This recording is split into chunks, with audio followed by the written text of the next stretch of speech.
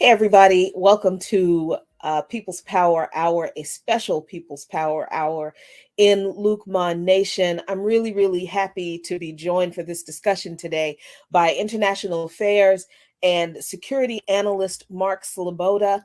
If you are a regular listener of By Any Means Necessary on Radio Sputnik, you will be familiar with Mark and his analysis because we have him on all the time to talk about this mess of a proxy war that the US, EU, and NATO has started using Ukraine against Russia. And there are always interesting allegations coming out of the empire about what Russia is doing, particularly in regard to war crimes, especially as the United States is pushing the International Criminal Court to investigate Russia for war crimes committed in this war, proxy war with Ukraine.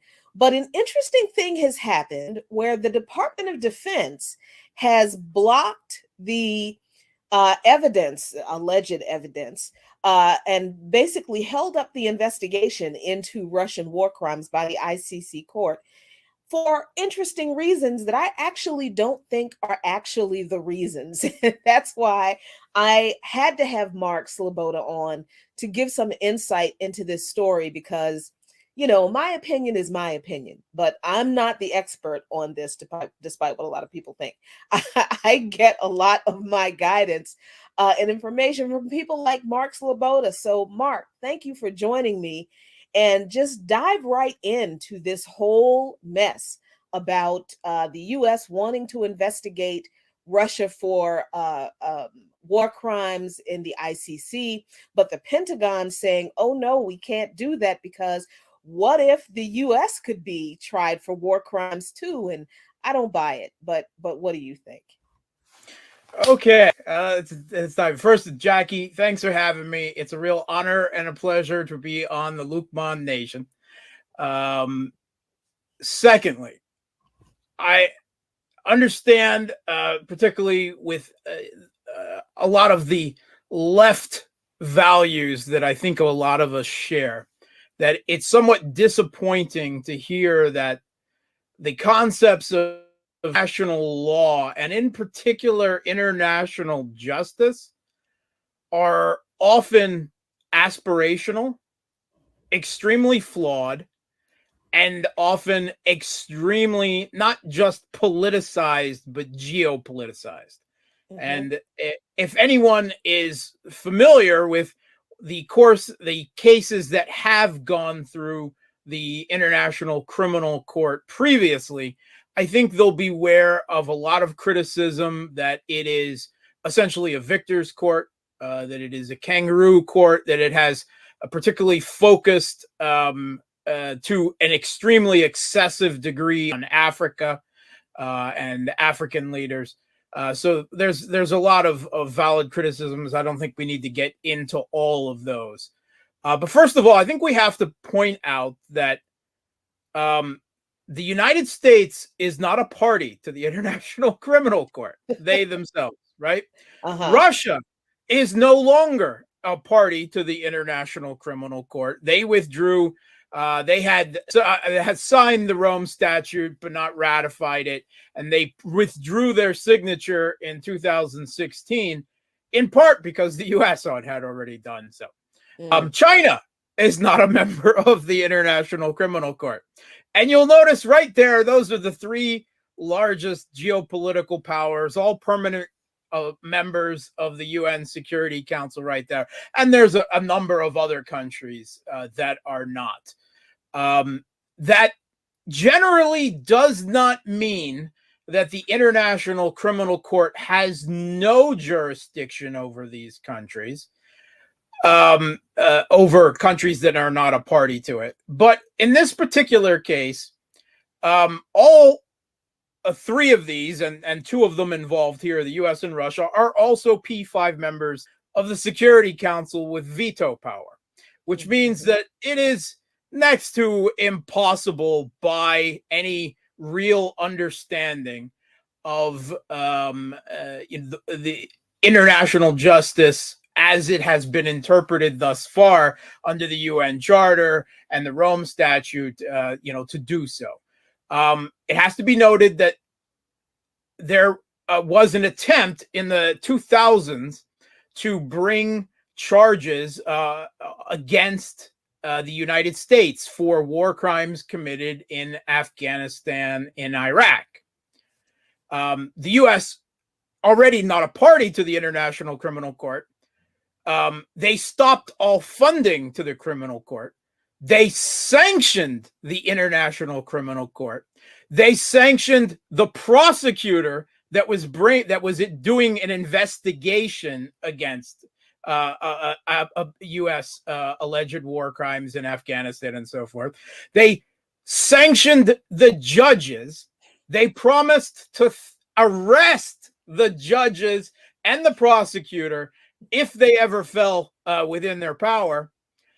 And they put sanctions against the family members of the judges and the prosecutors, right? I mean, that is Roman vengeance. I mean, that is down to the seventh generation, and so forth.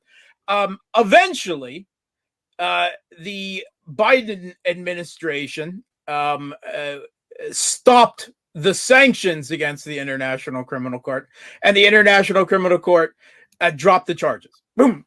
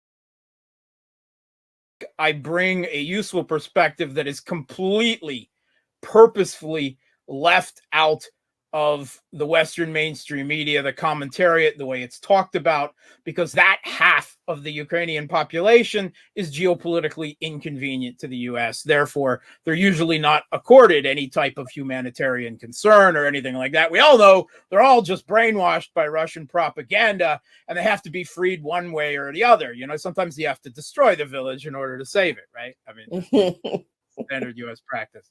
Right.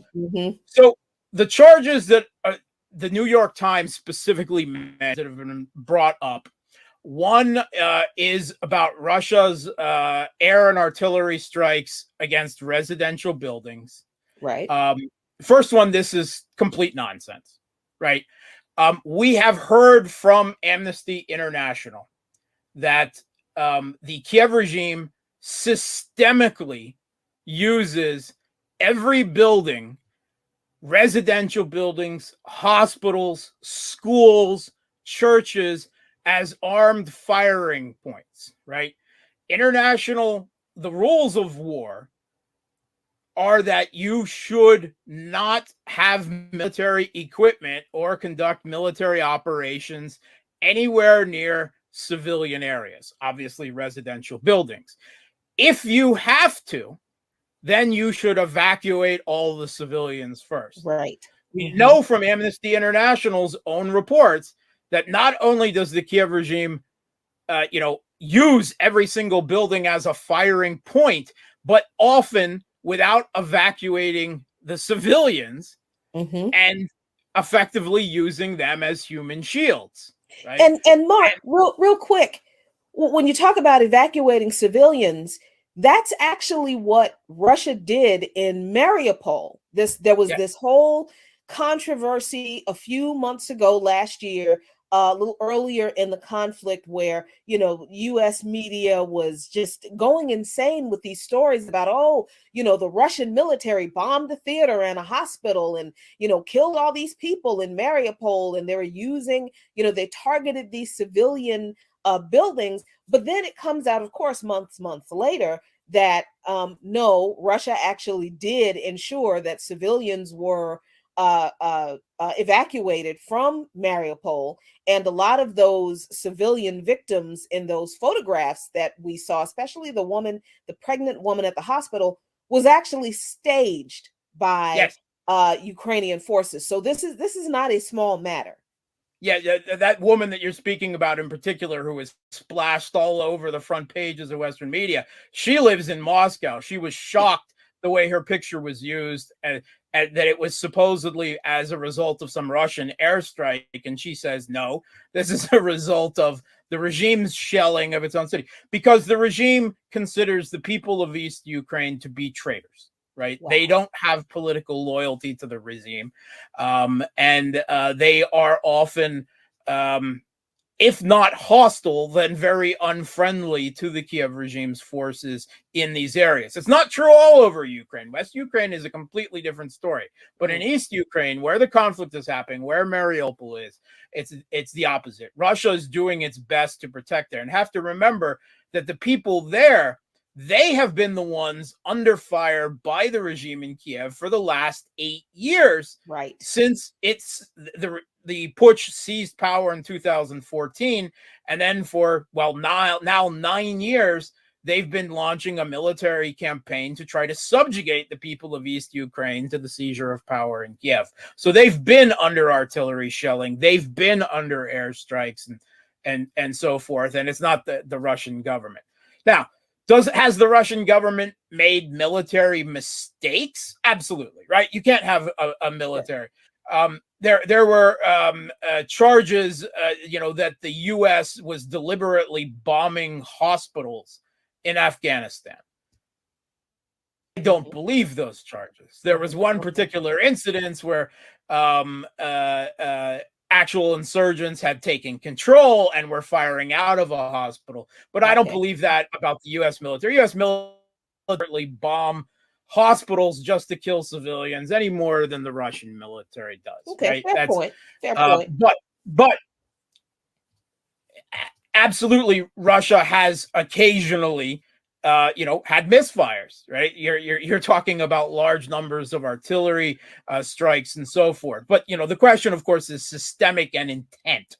Intent is very hard to prove, of course, with international justice, the International Criminal Court, and so forth. But I regard these charges as complete non-fact. In fact, not withdrawing from residential and civilian areas and using civilians as human shields, that is the real war crime. That is an actual indisputable war crime.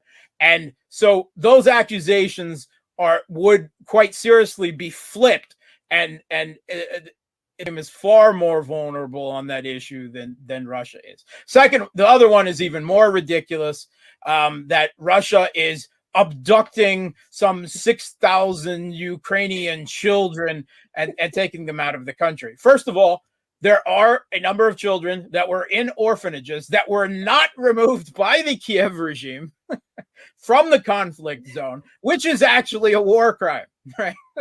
Russia removed children from orphanages out of the conflict zone in South and East Ukraine. And there's no question that the actual highest number of refugees that have fled Ukraine to another country is to Russia. because it's the people of East Ukraine fleeing the regime.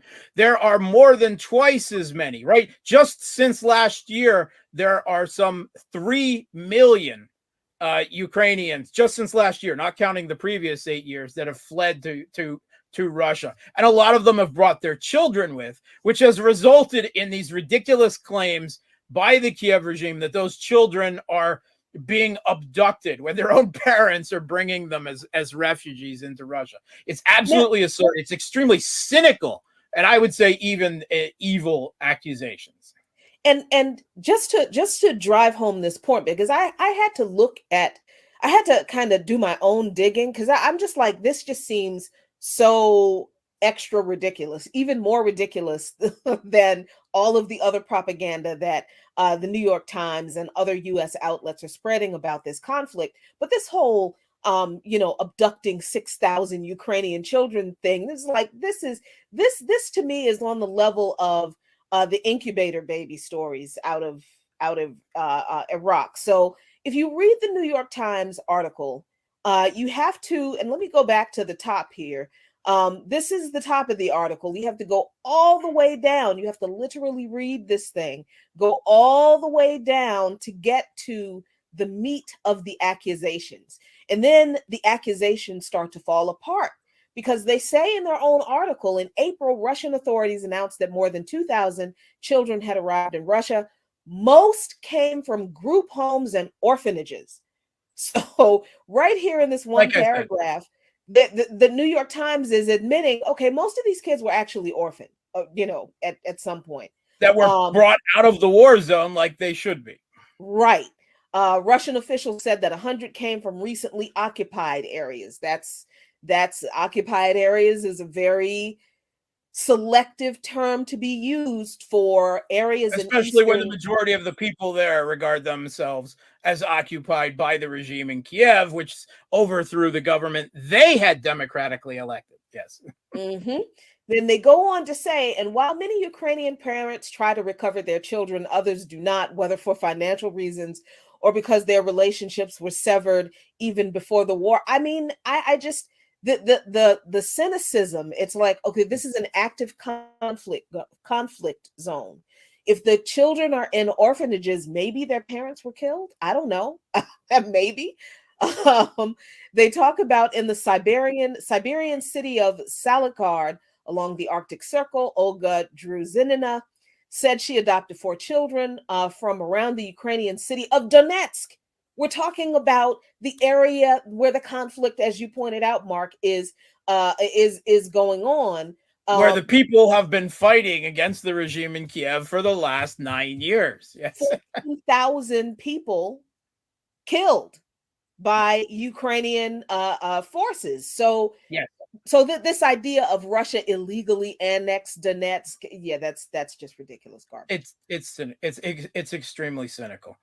Yeah, and it has, I think, another thing to compare it to, as well as the type of incubator baby emotive stories that were used to justify the first Gulf War, is that early in this conflict, you will remember, you've probably heard that there were lots of accusations of mass rape by Russian forces against Ukrainian women, right? There were even the usual type of Putin was handing out date rape drugs or Viagra to his troops to encourage rape, right? All this same type of propaganda that was trotted out previously in Libya against Gaddafi and has been brought up multiple times before.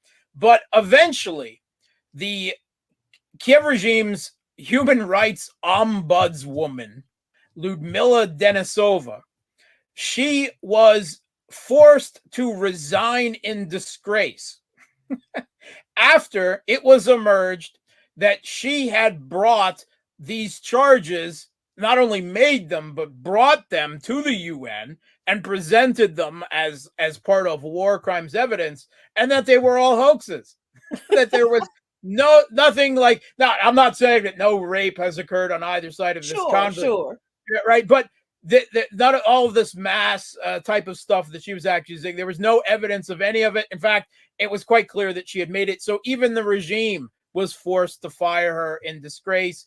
And the people at the UN who were running with this also quietly went away, right? Because it was clear. So keep all of that in mind, attempting to, again, I think it is extremely unlikely that war crimes charges will ever be brought against Russia, because Russia is a P5 member of the Security Council. They are not a part of the International Criminal Court. And by the nature of international law and the United Nations and the ICC, there's the only two conditions that a country could, like Russia or the US, could actually be brought is if there was a radical change in their own country's politics where their own government followed through with the handing over of people and evidence to the International Criminal Court, like happened in Yugoslavia after the US-backed color revolution there, if you will remember.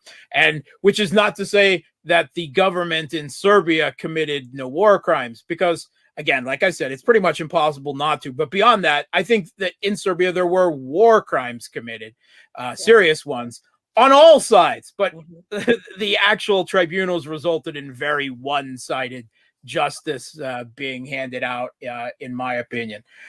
So unless there was regime change in Russia, right? One of the two biggest nuclear powers in the world, I don't see that happening. The Russian people overwhelmingly support the operation, support the president, support the operation in Ukraine. Why? Because there are millions of Ukrainians in Russia. That it's not that the Russian people are hearing propaganda. They have millions of Ukrainians here who tell them what has been happening. Millions more Russians have family in Ukraine, particularly in East Ukraine on both sides of the border.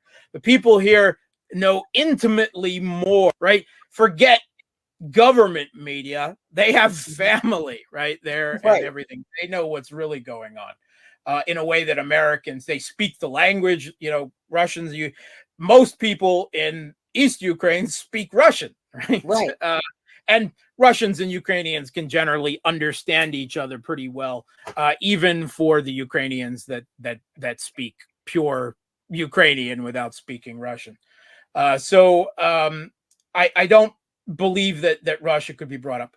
The New York Times article brings up the fact that the U.S. is not at least the Department of Defense, Lloyd Austin as the Secretary of Defense, does not want the U.S. to cooperate with charges against Russia because it could set a precedent that could be used against them. I think it's not the only concern, but I do think it actually is a real concern. The U.S. is very allergic to the idea of any international body having any type of legal power or jurisdiction over the United States. The U.S. regards international law as something for other countries, not for them, right? The U.S. military is very concerned about this, considering the number and the type of military conflicts, not only that they've been involved in for the last 30 years, but that they're still involved in today. So I think that is a real concern, and I think the Pentagon is right on it. Whether they can block the administration, I'm really curious about that word that's being used, but they can certainly voice their objection to it. There is also, I believe, the fact that it's actually the Kiev regime that has committed more systemic and very serious war crimes. Again, the using of their own cities and their own people as human shields. And you don't have to believe my words on this. You could go to Amnesty International, right? Hardly the biggest fan of the Russian government on that court, as I've brought up. But also the routine torture and execution of Russian prisoners of war. Again, This isn't from the Russian government. This is from the Ukrainian militants, particularly the far right, Banderite fascist neo-Nazi battalions like Azov, C-14, Carpathia Sich, Kraken, Centurion. There's dozens of them. State. Oh my God, there are that many? There are dozens of them. Oh yes. See, and see, okay. Here in the U.S., there is a lot of attention on the Azov battalion, as there should be, because it seems they are the largest one. That's what I thought. They seem to be the largest of the fascist forces. They're also very good at branding themselves and you know the propaganda, right? They've got the PR game down. They have been called a neo-Nazi state within a state. Wow. And do you know who called them that? Who? Radio Free Europe, Radio Liberty, just a couple years ago in an article. Yes, it's online. Look for it. Before, all the neo-Nazis were suddenly not neo-Nazis anymore. Now they're the good guys. Just in the last few years, Radio Free Europe, Radio Liberty wrote an article about it. Azov, state within a state, neo-Nazis. Look it up. It's out there on the internet. Oh my God. Yes. So we're not just talking about a few thousand members of the Azov battalion. No, we're talking dozens of fascists. We're talking well over. There's more than I thought there were originally. We're talking easily over 100,000. Oh my God! Yeah, I mean, there's a lot. C-14, right? That's one of my favorite groups, right? Even their name. What does C-14 stand for? What? C is the Russian letter S.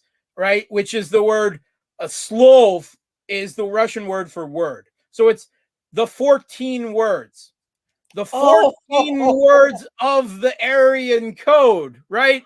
Of the white crusade to protect the white people, you know, and that is one of the state armed and funded battalions of the Kiev regime, right? No one even questions that. What does that C-14 stand for? Nothing. Never mind. Look over there. Carpathia Sich, which is infamous for its pogrom and killing of Romani, of gypsies in Ukraine, right? Their particular hatred. There's dozens of these groups, right? There's a lot of them. They have been they film themselves executing Russian prisoners of war. They're proud of it. They use it as part of their propaganda and their terror campaign. They kill civilians, collaborators. The Kiev regime appointed governor of Kryvyi Rog, Kim, he's rather infamous. He's talking all the time about how collaborators, right, need to be summarily executed, right? And under the Kiev regime's draconian diktats, anyone who even accepts humanitarian aid, food or medicine from Russian soldiers is a collaborator under the Kiev regime's law, and they can be summarily executed. And he's talked about how the government has these death squads that run around the country killing anyone who is politically disloyal to the regime. Right? They're quite open about it, but it's in the Ukrainian media. They're very open about it, but that's not what gets printed in the Western media because it doesn't fit the narrative that they're trying to tell us about the war. So these are the type of war crimes, not only the way they're conducting the war against their own civilians, against Russian prisoners of war. There are far more serious war crimes on the table against Kiev. And I think that is also part of something that is not being mentioned, but that the Pentagon understands. Further, the U.S. could be culpable, legally responsible for these crimes, right? Because why? they armed these people. They've been bombing clearly civilian areas in Donetsk, not only for the last 8 years, but through the last year and 2 months of this conflict as well. It happens on a daily basis. No military targets, residential areas, civilian areas, markets, the like. It happens every day. And part of what they're using, of course, are U.S. armaments, right? Most of their own armaments have long been destroyed. That was the first army they started with that was destroyed by the summer. They're almost entirely reliant on U.S. artillery pieces, U.S. artillery shells, but even more particular, they have also used the HIMARS system and other precision areas to hit Donetsk as well. And we know from U.S. media reports, the New York Times, the Washington Post, that the Kiev regime gets the coordinates for every one of those precision strikes from the U.S. government, from the U.S. military, satellite guided munitions, right? So if it can be proven, and I think it has already been well proven, that the Kiev regime has used HIMARS routinely against civilian areas in Donetsk, not even military use, because they hate the people of East Ukraine, the people of Donetsk, so much that they waste what military resources they're given, not against Russian military forces in many cases, but for the sheer political terror and hatred of the people of the Donbass, of East Ukraine.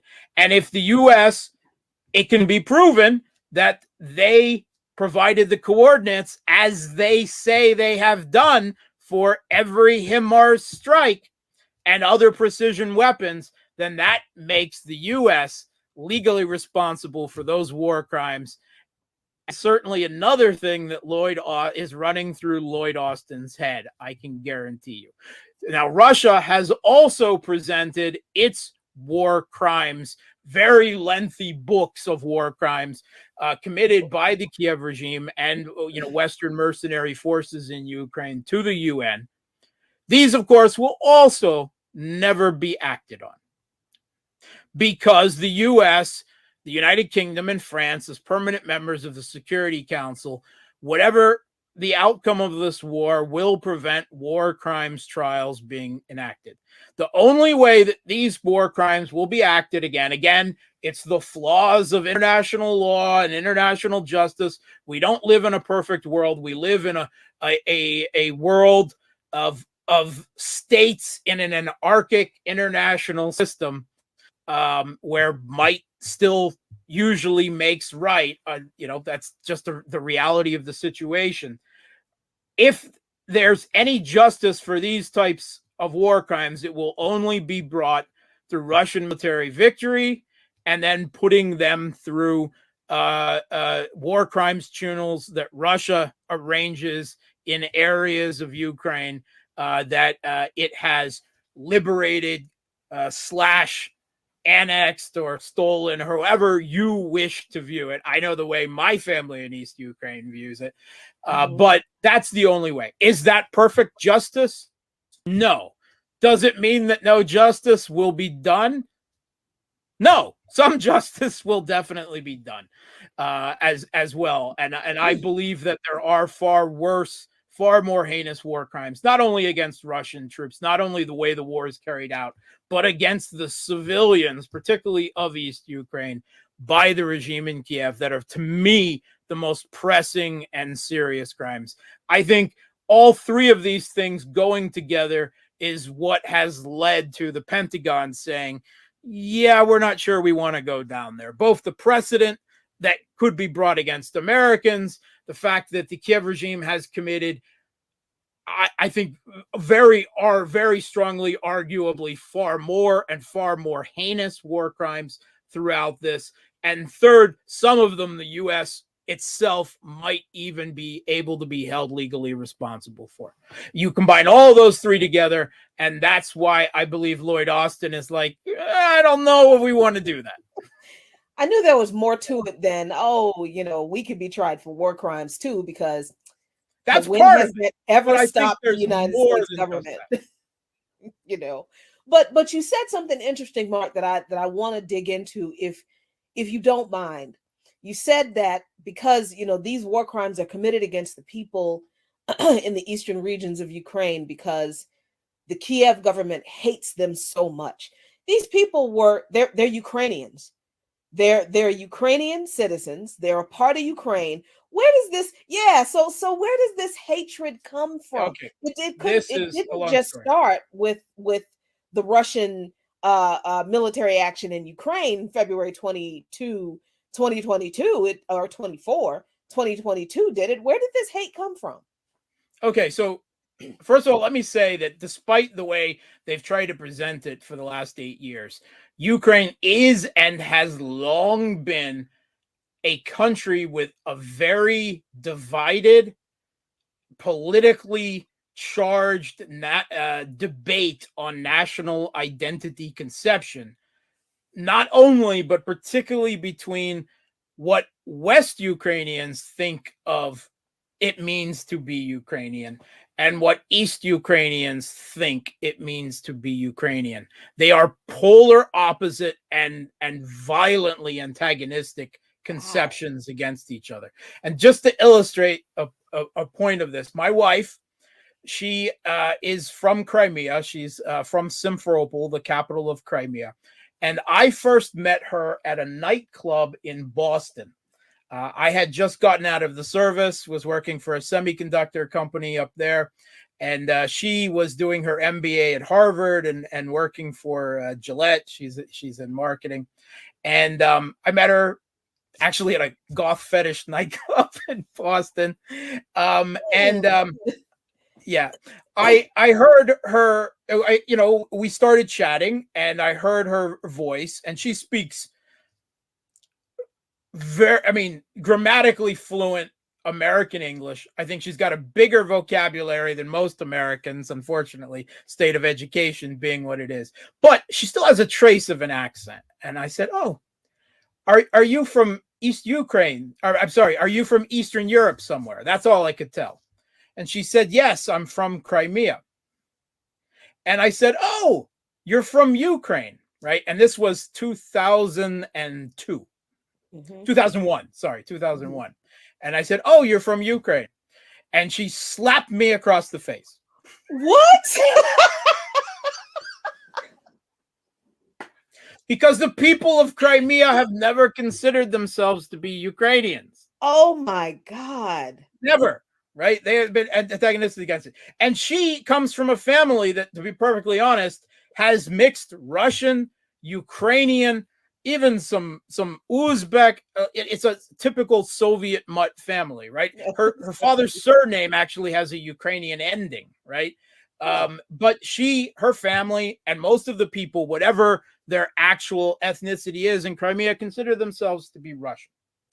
Part of this divide is that what is today West Ukraine, and I'm talking Lvov, Ternopil, Ivano-Frankovsk, what is the area, the region historically known as Galicia, was not even a part of Ukraine for centuries until just before World War II, until the 1930s.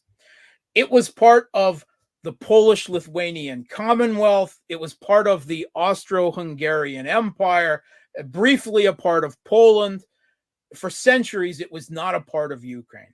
The people there, as the principal factor of their national identity conception, because of history and culture, they hate Russians. That's their primary thing, is they hate Russians. I mean, there are other parts of this nationally, but that's seriously the most prevalent one.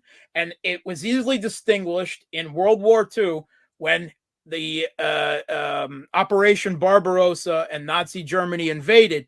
The people of West Ukraine, most of them, they welcomed the Nazi troops. They welcomed them with flowers in the cities. They joined the SS battalions, the Galician division. I mean, if you've heard of it. And this whole history with Stepan Bandera, the organization of Ukrainian nationalists, the Ukrainian Insurgent Army, the Holocaust that they committed on behalf of Nazi Germany in West Ukraine against Jews, against Poles, against Russians, against leftists, everyone.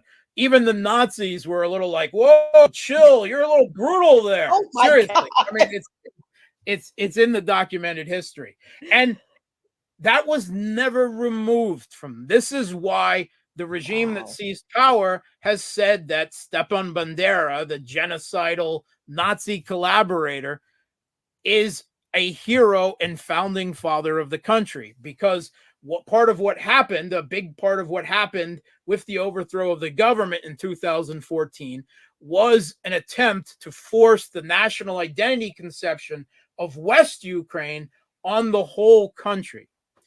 East Ukraine, they have a completely different identity conception.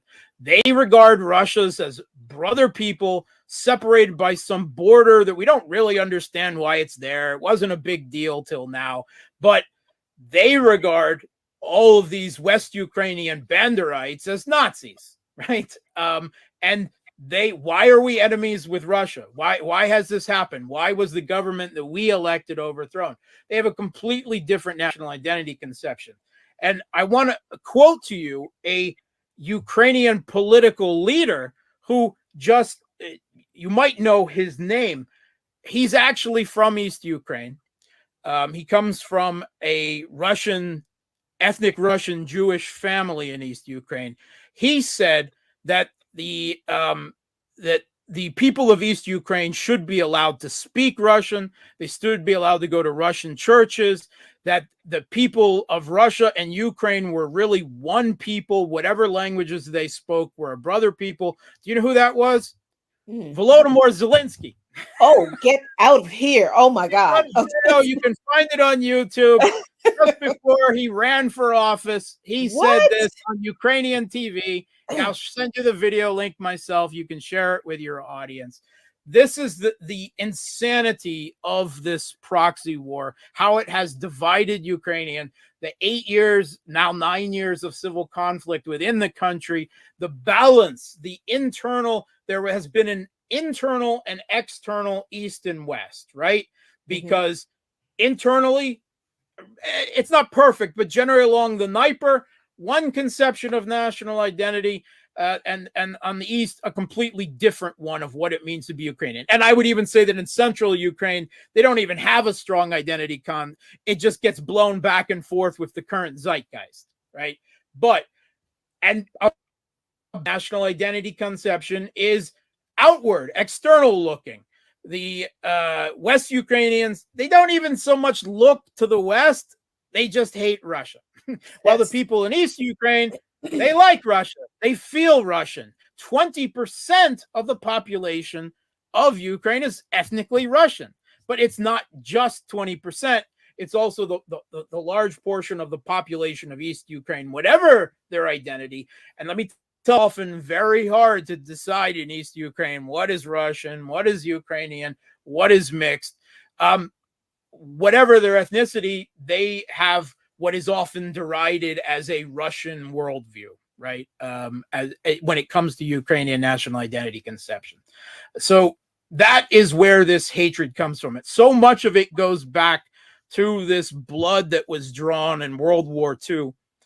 And when West Ukraine was brought into the rest of the country, and then perpetuated. Part of my wife's family in Crimea, when it was occupied by the Nazis, they actually the worst brutalities were committed by the West Ukrainians who were fighting alongside the Nazis. In fact, in several incidences, it was the German regular army troops that they actually turned to for protection.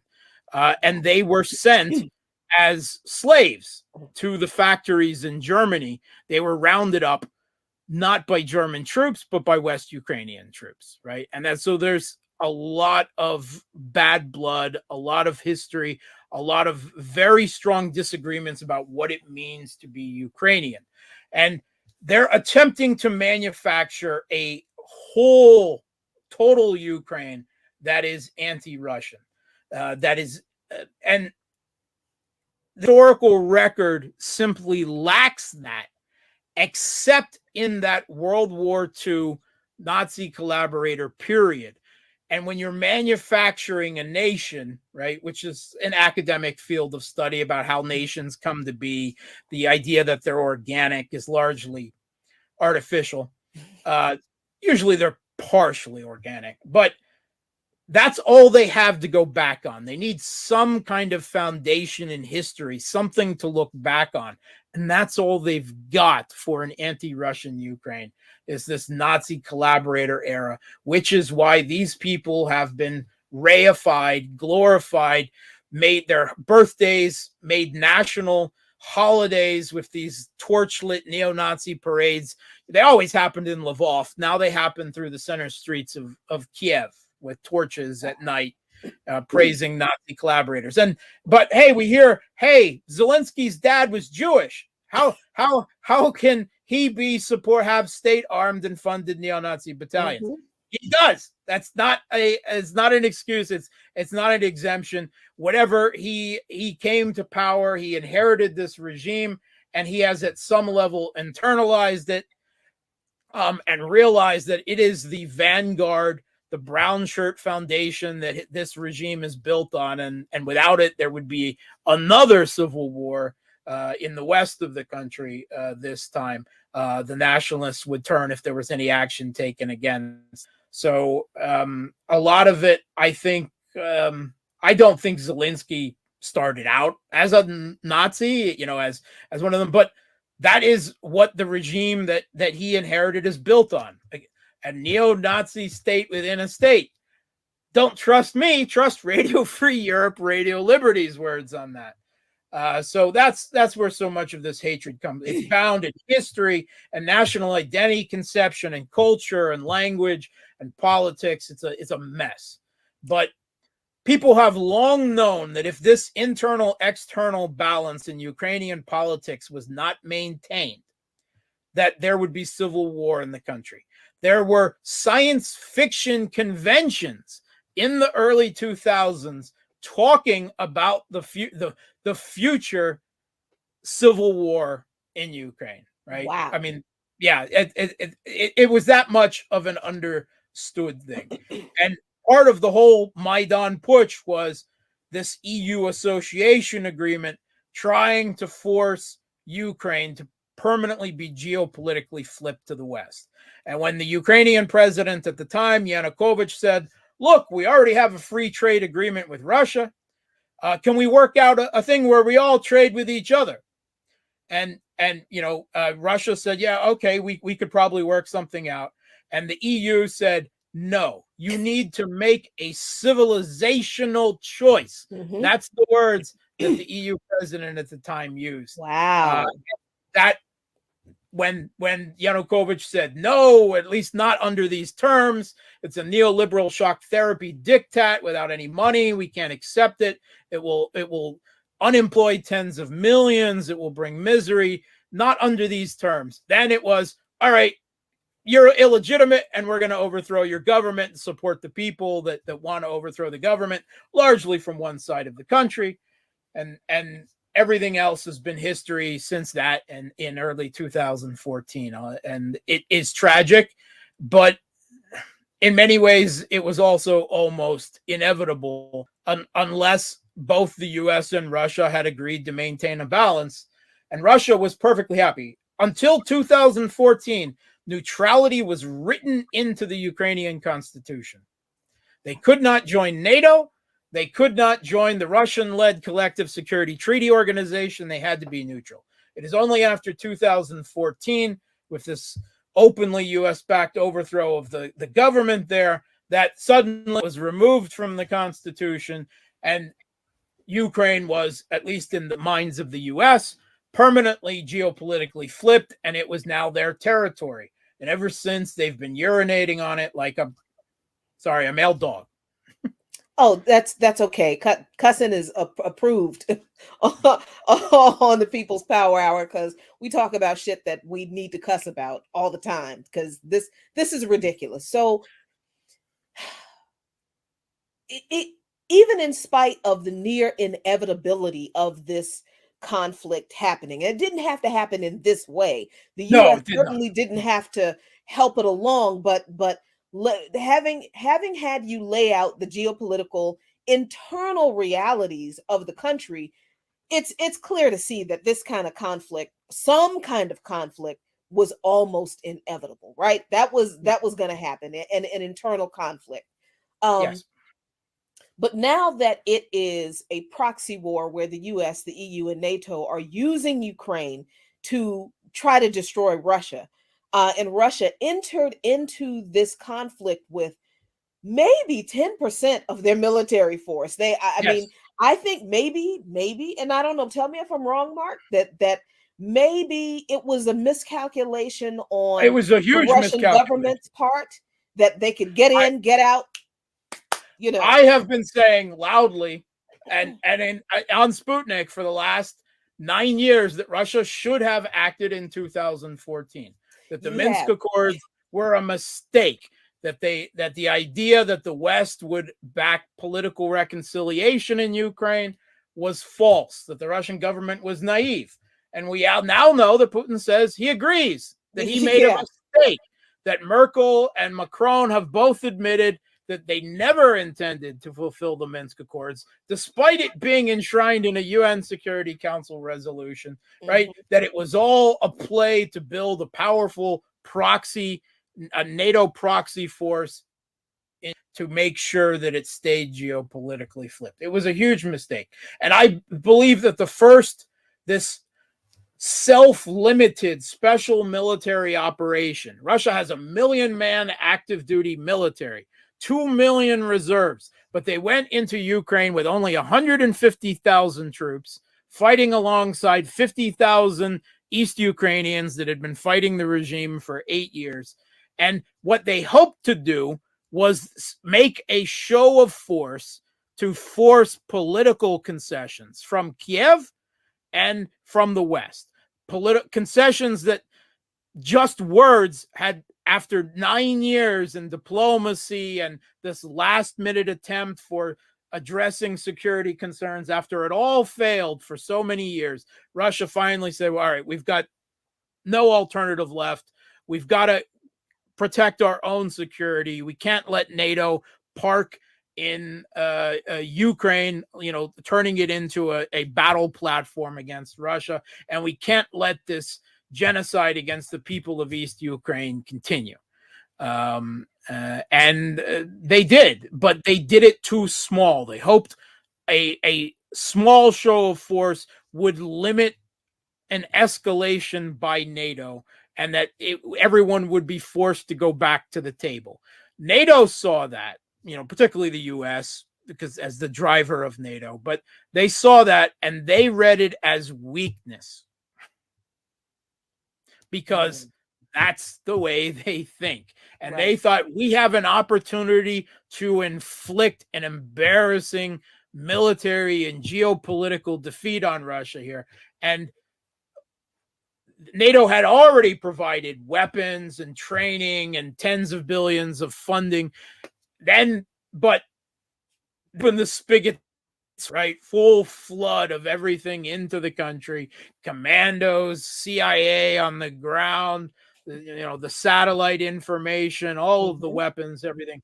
And this is where we are a year and 2 months later, on a razor edge between direct hot war between Russia and NATO, because Russia views it as an existential conflict, for their national security. And also they know what will happen to the people of East Ukraine if they withdraw their military. Right. And the US regards their hegemony as being on the line, that if they are defeated here, that will have a domino effect. They will lose Taiwan next, Taiwan, which even the US agrees is part of China, with the One China policy. But they have similarly been turning Taiwan into a military outpost just off China's coast, politically, militarily fueling Taiwanese separatism against China,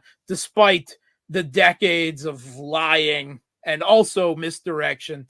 So there's so many similarities in what is being done with the One China policy and the Minsk Accords, the way it happened in Ukraine, the geopolitical. Of course, they're different particulars, but the general are very, very much in line in those situations. U.S. feels that if they lose here to Russia, what they regard except in nuclear terms, as a how do they usually refer to Russia derisively? As Nigeria with snow. Oh, wow. Which is pretty racist when you I think have about it. never heard that. Oh no, Western Russian experts, that is a normal phrase. I read that in university in London when I was studying. It's part of the literature. Russia is Nigeria with snow. That's one of the normal things that it's a third world country. It's corrupt. All the normal racist neo-colonial tribes that are dumped on Africa get associated with Russia, all Just in with one neat snow. little package. So with all that, understanding all of that, Mark, and Russia is now ramping up Yeah. their military response. And Yes. I call it turning up the blender, finally. I know. mean, I have to say that I do not receive, every time I see a Ukrainian die that is not a neo-Nazi. Okay, I don't care about the Banderites, the Azov, the right sector, the Carpathian Siege. They all need to go one way or the other. But so many normal Ukrainians have been falsely led into this, the mass forced conscription by the regime. Yeah. I think I see it, and every time I see one of these videos, my heart dies a little bit more. So I believe this military operation, my family in East Ukraine does, they believe it's necessary, but it is a tragedy of unimaginable proportions in the modern day. Absolutely. It absolutely is, because none of this had to happen. No, That not this is way. Yeah, it didn't have, I mean, I think, like you pointed out, a civil conflict that was almost inevitable. But this This is did not have to happen. And regardless of how anyone views Vladimir Putin as a leader, he's certainly a capitalist. The man is not a socialist or communist. He actually kind of hates communism. That's okay. I don't have a problem with that. He's not a communist. I agree with that, but he's not a neoliberal either. Russia has huge state employment. We still have full higher education. We have full health care. Is Russia today a communist country? No. Compared to the United States, though, they still look pretty lefty, I gotta say. Yeah, and I think those distinctions need to be made, because people are conflating their hatred of Vladimir Putin because, for whatever reason, I can't really figure out what the reasons are that people hate Putin. Vladimir Putin does not care about the American people. He's the leader of Russia, right? He is concerned about the Russian people, right? You don't have to love him. He's a cold-blooded, pragmatic realist. He's a cynic. He fears political ideology, as binding to an excessive degree. He is a technocrat, but one that can be charismatic to a Russian audience at the same. But he's not a man that Americans have to love. But I think that you have to keep in mind, is he a capitalist? I think he kind of regards capitalism as inevitable, but kind of dirty. He's a statist. He's a de Gaulleist, if you want to call it that, in economic terms. That is I wouldn't have ever thought of him that way, but that's interesting. And I think that's very necessary context, because a lot of times, especially among African radicals, we look at his perspectives on like traditional marriage and traditional family, and though that kind of stuff is like, okay, that comes right out of capitalist exploitation of women, relegating women to being in the house, all that kind of stuff. On the other hand, let's look at some other countries that have traditional ideas of family and values. China, India, most of Africa, much of South America, right? Yeah, and I think that's a good and principled conversation to have. Yes.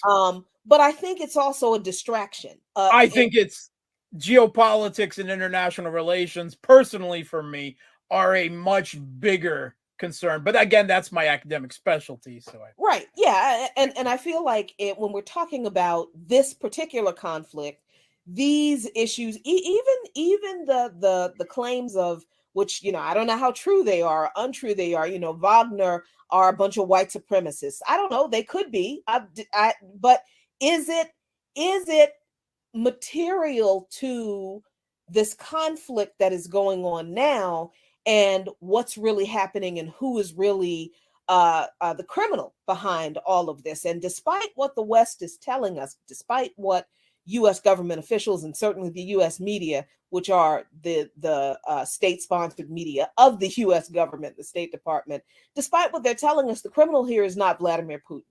So having all of this information that you so well laid out for us, Mark, how does this shit end? How does this mess end? Because it seems to me that Russia is in a situation where even if they realize that, and I believe that it is clearly realized that this has gone too far, they never wanted it to go this far. They did what they could to try to negotiate their way out of this when maybe they shouldn't have, trying to keep it from escalating to a military conflict. Now here they are, and they can't extricate themselves from this because, as you said, if they pull out, the embarrassing military loss and geopolitical loss aside, what would happen to the people in East Ukraine is quite literally a genocide.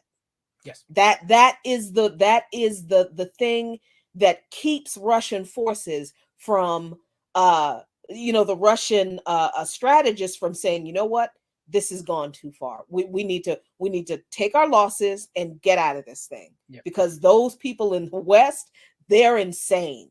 They will literally continue this until the last Ukrainian is standing. And of course, that is the position of the West.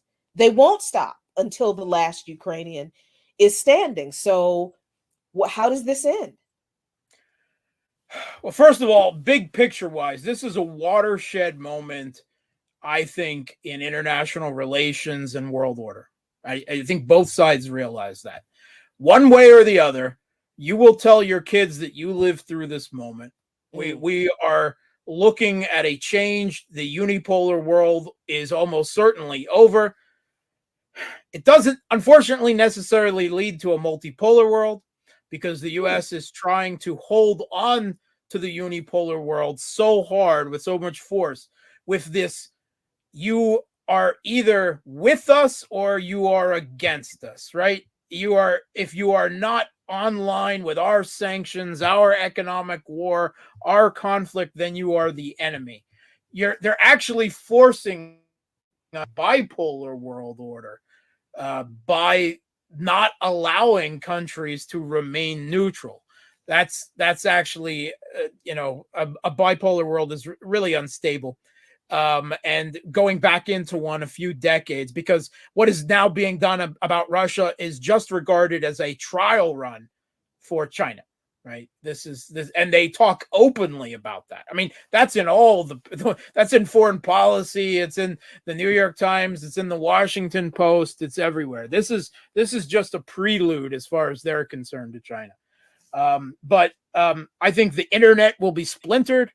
I think the globalization as we know it is over. The global economy will be split. The dollar will become less important as a global reserve currency while still remaining primacy for a long time. But there will be a whole lot of countries now operating outside of that, trading in each other's currencies and the like. The internet, the global economy, even culture and society, I call it the great decoupling. But in military terms, everyone acknowledges that this is a war of attrition, right? It's an artillery heavy, land centric war in Eurasia, where logistics and artillery are the dominant of the battlefield. The U.S. is And it's not between Russia and Ukraine. That was already over by the summer. It's now between Russia and all of NATO, and even broader, the West, you could say, the collective West. Unfortunately for the West, with all of their military might and everything, they are not prepared for this type of conflict, neither the militaries nor the military industrial complex. They have been focusing on counterinsurgency war across the Islamic world for the last 3 decades. They have been concerned with a military pivot to China and the buildup of naval and air forces in the Western Pacific to use in that upcoming war of hegemony, the Thucydides trap against China. And also these high-end, expensive boondoggles promoted by the military-industrial complex, like the F-35, the littoral combat ships, British aircraft carriers without any planes to fly off of them, all these right. Ridiculous things. Russia has been preparing for this war since World War II. Oh, wow. Right? This is their type of war. This is what they have. This is the way they fought World War II. This is the way they have been preparing for a conflict which they didn't want, but militaries, they work off contingency. They've been preparing for this. They never stop preparing for this. Their military industrial complex right now is geared up to produce non-sexy, non-big profitable things like artillery shells, like ammunition, things that the Western military complex, driven by profit, is not geared up to fight. So I think this gone for years. I think it will matter which side is completely, in military industrial terms, exhausted first. Not Russia, Ukraine, Russia, NATO. And right now, Russia seems to have that. And you hear it all over with Jens Stoltenberg saying, we can't produce, we're out of artillery. We're out. We've given the Kiev regime, we've stripped our own militaries bare in many cases to provide them with everything that they can possibly use. And soon, very soon, the only escalation that they will have left by probably the end of this summer is to directly intervene with NATO forces into Ukraine. And that is what keeps me up at night. Where does that end? I don't know where that ends, and I don't know anyone who knows where that ends, but we all know where it could end. Wow. Heavy stuff. I certainly wasn't expecting a rosy wrap up to this whole conflict, because there can be no rosy wrap up to a conflict that was started based on lies from the West, and quite literally the complete erasure of the ethnic cleansing of a people. But that is par for the course of U.S. imperialism, and that's why we are so incredibly committed, and always have been, to fighting U.S. imperialism in the organizations that I am involved in, because we've seen this before. We've lived this before. We've been on, so many of our people have been on the receiving end of this evil imperialist system, and the things that they do in other countries, where entire peoples are wiped out based on a lie and for geopolitical dominance. And here we are again. But we had to get to the bottom of all of this, and it's not even the bottom. So I did a video on my own YouTube channel about this particular issue not too long ago, about why the global South is raising the Russian flag. And if you've been paying attention to politics and protests in Mali and Burkina Faso, in the Central African Republic, and many other African countries, you see that they're flying the Russian flag there. Mm-hmm. They've invited Wagner in and kicked the French out in many cases to provide security. Is it because Vladimir Putin is such a humanitarian anti-colonial. No. No. But he sees multipolarity to the advantage of the Russian state, to the Russian people. He knows that Russia has never participated in colonialism in Africa. In fact, it was the Soviet Union who assisted most of Africa. Much of Africa is is very much involved in Russian trade with grain and energy and a lot of other vital things. Russia's the number one grain exporter to the world. That is why African countries have refused to be involved in the sanctions war against Russia.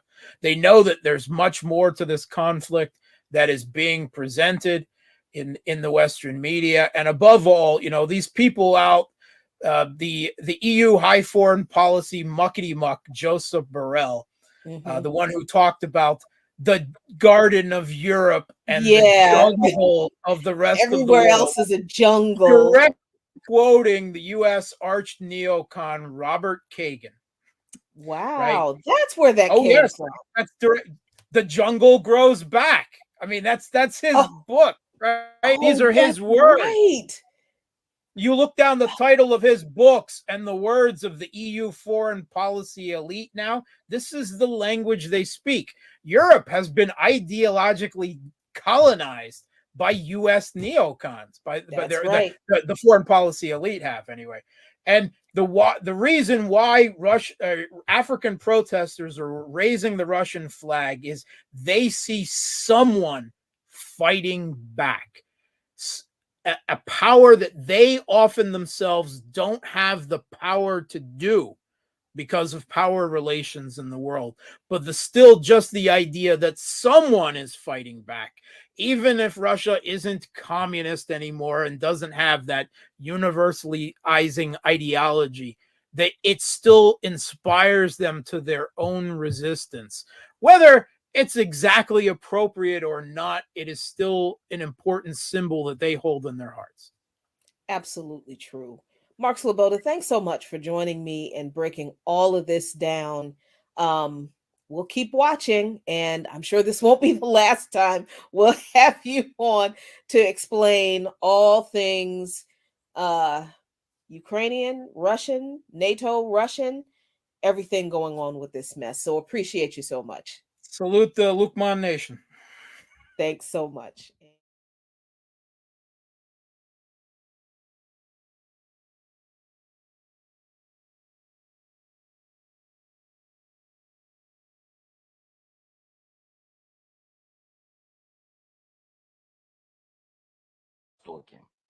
И в Крыму люди хотят говорить по-русски, отцепитесь, отстаньте от них. На законном основании дайте им возможность говорить по-русски. Язык никогда не будет делить нашу родную страну. У меня еврейская кровь, я говорю по-русски, но я гражданин Украины. Я люблю эту страну и не хочу быть частью другой страны. Россия и Украина, мы действительно братские народы. Я знаю миллионы, я знаю тысячи людей, которые живут в России, замечательные люди, мы одного цвета, у нас одинаковая кровь, мы все друг друга понимаем, независимо от языка. И в Крыму